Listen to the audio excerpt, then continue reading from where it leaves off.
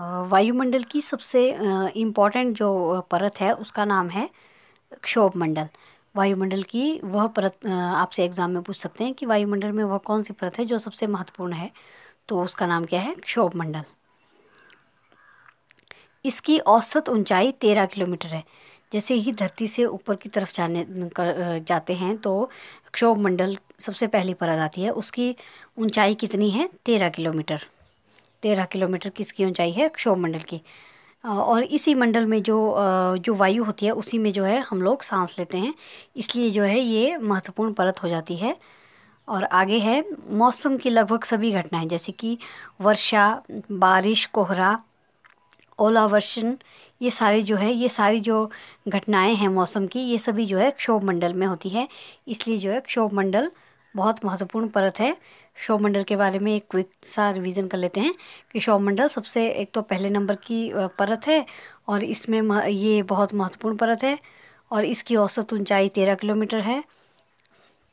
इसी जो परत है, इसी मंडल में जो मौजूद वायु में है उसी में हम लोग जो है सांस लेते हैं।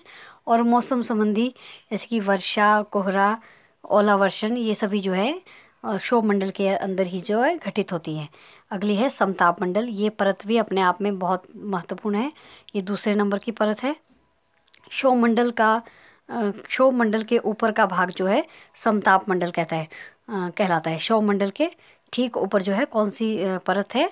समताप मंडल, जिसको कि इंग्लिश में स्ट्रेटोस्फेयर भी कहते हैं। यह लगभग 50 किलोमीटर की ऊंचाई तक फैला हुआ है।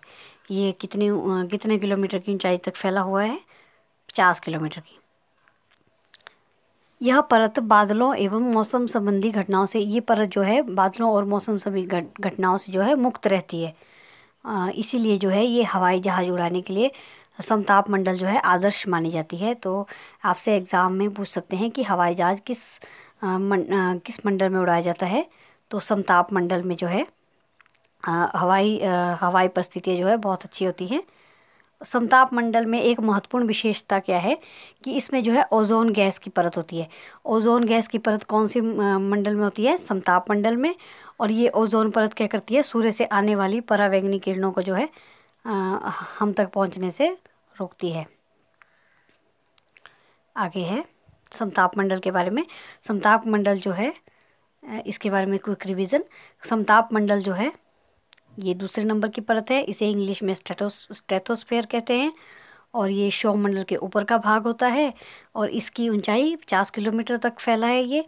और ये मौसम की घटनाओं से ये जो मुक्त रहता है, इसलिए ये हवाई जहाज़ उड़ाने के लिए बहुत ही अच्छी मानी जाती है। और इसी परत में जो है ओजोन गैस की परत होती है जो सूर्य की परावैंगनी किरणों से जो है हमें बचाती है। आगे है मध्यमंडल, मेसोस्फेयर। ये तीसरे नंबर की परत है और यह जो है समताप मंडल के ठीक ऊपर, समताप के ऊपर है और यह लगभग जो है 80 किलोमीटर तक जो है ऊंचाई तक फैली हुई है। अंतरिक्ष से प्रवेश करने वाले जो उल्कापिंड होते हैं, अंतरिक्ष से, ये इम्पॉर्टेंट लाइन है, अंतरिक्ष से आने वाले जो उल्कापिंड होते हैं इस परत में आने के बाद वो जल जाते हैं। इसलिए मेसोस्फेयर भी बहुत इम्पॉर्टेंट रोल अदा करती है। कौन से नंबर की परत है? तीसरे नंबर की परत है। आगे है बाह्य मंडल। बाह्य मंडल जिसे कि आयनोस्फेयर भी कहते हैं, इंग्लिश में इसका नाम आयनोस्फेयर है और बाह्य मंडल को ही जो है आयन मंडल भी कहा जाता है। बाह्य वायुमंडल में बढ़ती ऊंचाई के साथ तापमान अत्यधिक तीव्रता से बढ़ता है। ऊंचाई के साथ जैसे जैसे हम ऊंचाई पे जाते हैं वायु तापमान जो है अत्यधिक तीव्रता से बढ़ता जाता है। आयन मंडल जो है ये इस परत का एक भाग है, इसीलिए इसे जो है आयन मंडल भी कहते हैं। इसकी ऊंचाई कितनी है? 80 से लेकर 400 किलोमीटर तक इसकी ऊंचाई है। और ये परत जो है रेडियो सैटेलाइट के लिए यूज़ की जाती है। बाह्य मंडल आयनोस्फीयर जो है। फिर सबसे लास्ट है हमारा बहिर्मंडल। ये वायुमंडल की सबसे ऊपरी परत होती है। कौन से नंबर की परत होती है? 5वें नंबर की परत होती है और बहिर्मंडल के नाम से जो है ये जानी जाती है एग्जोस्फीयर, जैसे कि आपको पता है इसका नाम। और इसमें जो है वायुमंडल की ये जो है पतली परत होती है।